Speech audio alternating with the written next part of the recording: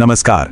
आज के इस एक्सप्लेनर में हम एक बहुत ही दिलचस्प और कह सकते हैं थोड़ी उलझी हुई जियोपॉलिटिकल चेस बोर्ड यानी भू राजनीतिक बिसात को डिकोड करने वाले हैं। खबर आ रही है कि भारत अपने सबसे अहम विदेशी प्रोजेक्ट ईरान के चाबहार पोर्ट से शायद पीछे हट रहा है।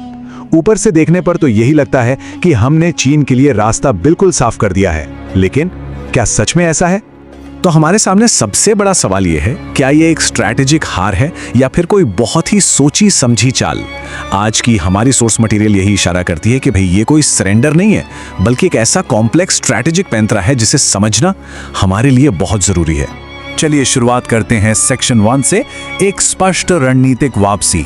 आखिर ऐसा लग क्यों रहा है? अब आप सोचिए, ये पोर्ट इतना अहम क्यों है?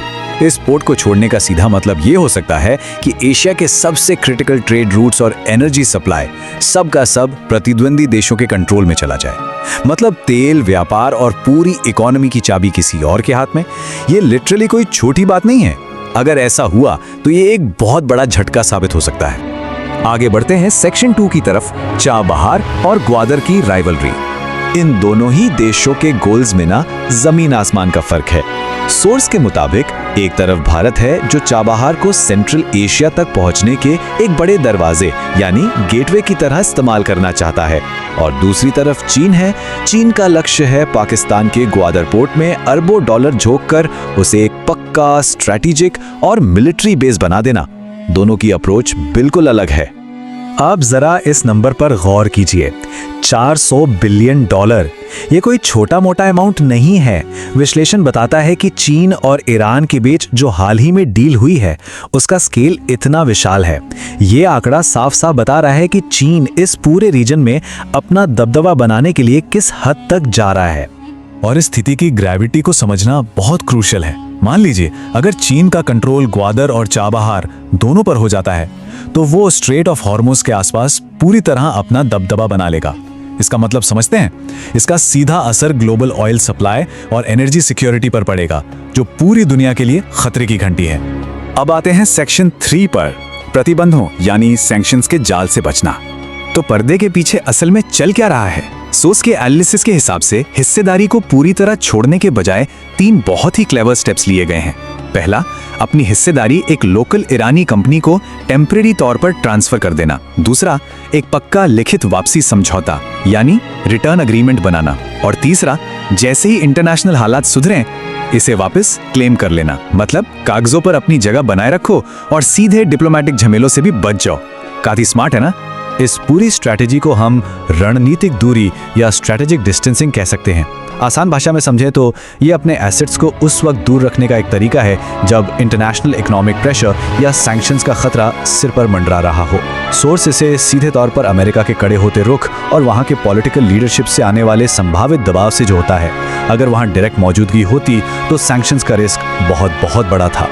और इसका एक और बड़ा ही इंटरेस्टिंग एंगल है, ये एक तरह के साइकोलॉजिकल वॉरफेयर जैसा है, जहां आप अपने राइवल को ये सोचने देते हैं कि वो जीत गया है। सोर्स का दावा है कि भारत जानबूझकर चीन को ये इल्यूजन दे रहा है कि पोर्ट अब खाली है और वो वहां आराम से एंट्री ले सकते हैं। ये सच में एक बहुत ही ब्रिलियंट इल्यूजन स्ट्रैटेजी है।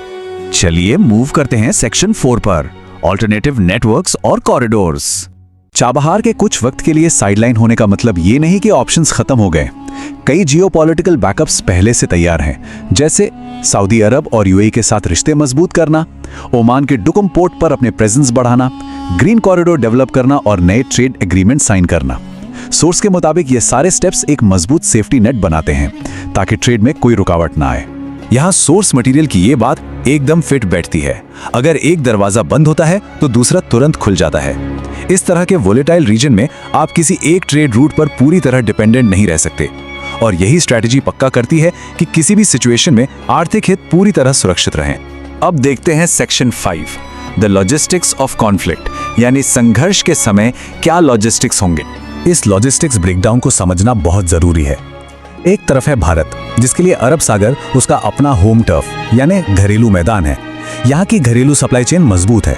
और दूसरी तरफ है चीन, जो यहाँ से हजारों किलोमीटर दूर है और जिसे बहुत ही लंबी और एक्सटेंडेड सप्लाई लाइंस पर निर्भर रहना पड़ेगा। अब अगर कोई लंबा कॉन्फ्लिक्ट चलता है तो ये जो ज्योग्राफिकल एडवांटेज और डिसएडवांटेज का फासला है ना, ये गेम चेंजर साबित होता है। खैर, सिचुएशन को एक और चीज बहुत कॉम्प्लिकेट कर देती है, वो है पाकिस्तान का अपना इंटरनल क्राइसिस।